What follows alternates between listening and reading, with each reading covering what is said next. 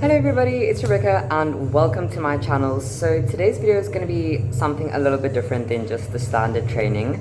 I injured my QL about a week and a half ago, and when it happened I thought it was the end of the world. I know that QL injuries are quite common in powerlifting, but as soon as it happened I set out a rehab plan for myself. I've seen and spoken to a lot of people that have had QL injuries for months and months and months. I honestly think it's just because they don't take action immediately, and sometimes also when we get injured we're very scared of jumping back into training or doing something that might make the injury worse, but sometimes that can actually hold us back in the process of recovery. Today, I want to share that protocol with you guys and show you exactly what I did to recover from my keel injury and how I managed to lift the weight that injured me just a week later. Just keep in mind this injury does vary from person to person. If you only have a light strain or a strain, this might work great for you.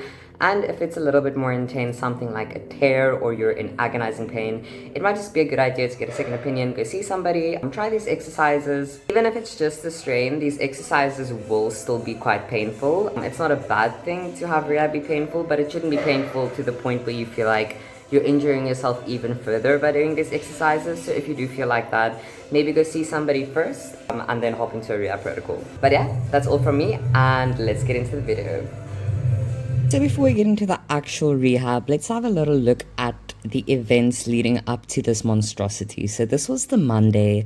I decided to yeet and absolutely grind out a 180 kilogram deadlift, which is unlikely from me, but not like I let that stop me, because only a swift 2 days later, here is me attempting 200 kilograms in my little sundress. It unfortunately did not happen.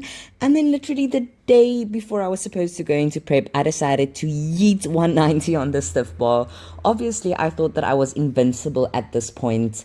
Don't make the same mistakes as I did. Then I had to go in the next week. I think this was like 3 days later. Had to pull 170 for a first prep single. I thought to myself, no, this is going to be such a nice deload single. I did crazy stuff last week. I'm going to be fine. I was very wrong. Very, very wrong. So the first exercise that we did was just a simple cat-cow to get things started. This one was quite painful for me actually, but also very relieving at the same time. Then we did a single leg glute bridge while focusing on using your glute and your QL to drive your hips up. Next, I did an exercise called an aeroplane. So with this one, you really want to focus on using and stabilizing your QL to push yourself into that position. You can always think about it as a one-legged RDL if that helps. Next up, we did some kettlebell windmills. Well, I say kettlebell, but I had to use a lighter weight than the kettlebells that we had. This one gave me a really nice stretch on the QL as well. This one was also more on the painful side of things, but I think this was definitely one of the exercises that aided me the most.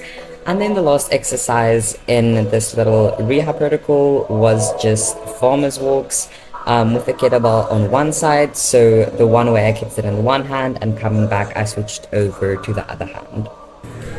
So after my initial rehab, I went into the gym and did just a little light SBD day. I did about 50% on squats and deadlift and about 70% on bench press. Like I said earlier in the video, a lot of times people are very scared to get back into training. Doing a light SBD day like this, where you just do 50 to 60% just to feel things out, can be a really good start. And then after that initial SBD day, I felt really, really good. So for my second SBD day, 2 days after that, I did a 120 squat single, which is about 20 kilograms off my max, a 90 kilogram bench single, which is about 15 kilos off my max, and a 150 kilogram deadlift, which is about 50 kilograms off my max. So all of these were about 80%, so I'd say if you can do 80% of your maxes pain-free, you're pretty much good to go. But don't hold me to that. Follow this rehab protocol and see how it goes for you. Try introducing yourself with a light SBD day and then slowly ranking it up from there. Thank you guys so much for watching until the end of the video. If you enjoyed it, please give this video a thumbs up and also subscribe. If this did help you in your keel recovery, please let me down below in the comments. I'd love to hear you guys' stories. If you do want to see more of me, my Instagram handle as well as all my other social media are linked down below in the description. And as always, happy lifting. I will see you guys in the next one.